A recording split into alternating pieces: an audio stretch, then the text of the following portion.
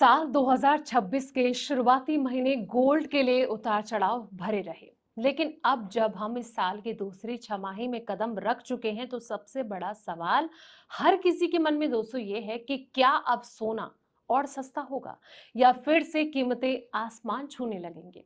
इस सस्पेंस से पर्दा उठाया है खुद वर्ल्ड गोल्ड काउंसिल की नई मिड ईयर रिपोर्ट ने।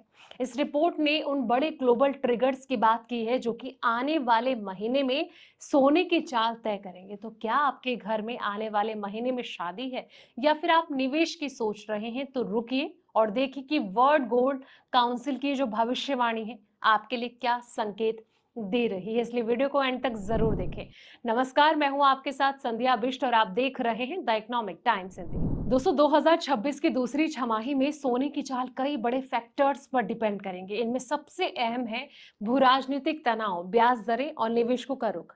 ये बात वर्ल्ड गोल्ड काउंसिल यानी कि WGC ने अपनी gold mid year outlook 2026 report में कही है। इस साल की पहली छमाही सोने के लिए काफी उतार चढ़ाव यानी कि वॉलेटाइल रहने वाली है।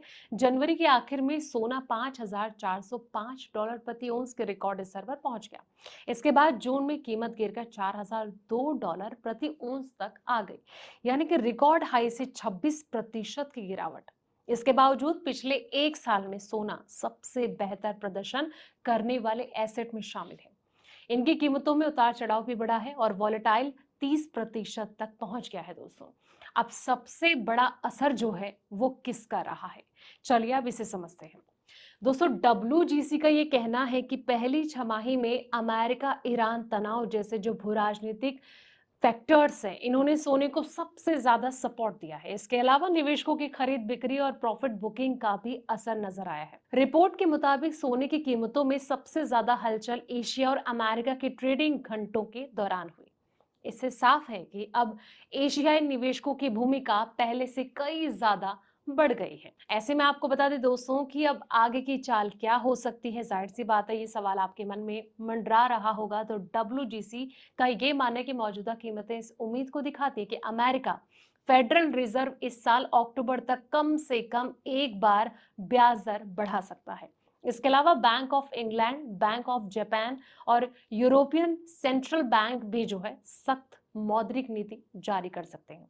अगर ऐसा होता है तो साल के आखिर तक सोना करीब $4,100 प्रति औंस के आसपास रह सकता है। इसमें करीब 5% ऊपर या फिर नीचे का उतार चढ़ाव जो है वो संभव है। अब किन वजह से कीमतें जो हैं वो बढ़ सकती हैं, जाहिर सी बात है कि कई फैक्टर्स होंगे।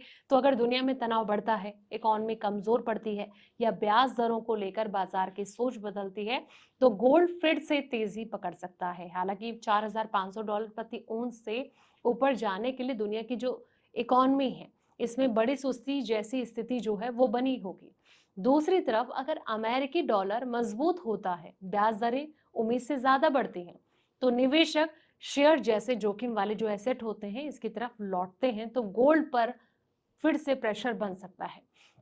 WGC का ये कहना है कि अगर सोना $4,000 प्रति औंस से नीचे टिकता है तो बिकवाली बढ़ सकती है, लेकिन इतिहास बताता है कि बड़ी गिरावट के बाद सेंट्रल बैंक, बड़े निवेशक, आम खरीदार फिर से खरीदारी शुरू कर देते हैं और इससे कीमतों को जो है सपोर्ट मिल सकता है। लेकिन WGC की ये जो रिपोर्ट है वो आप उससे कितना सहमत होते हैं कमेंट सेक्शन में अपनी राय जरूर दें। फिलहाल इस रिपोर्ट में इतना ही। ऐसे पल पल के अपडेट्स के लिए आप देखते रहें द इकोनॉमिक टाइम्स हिंदी।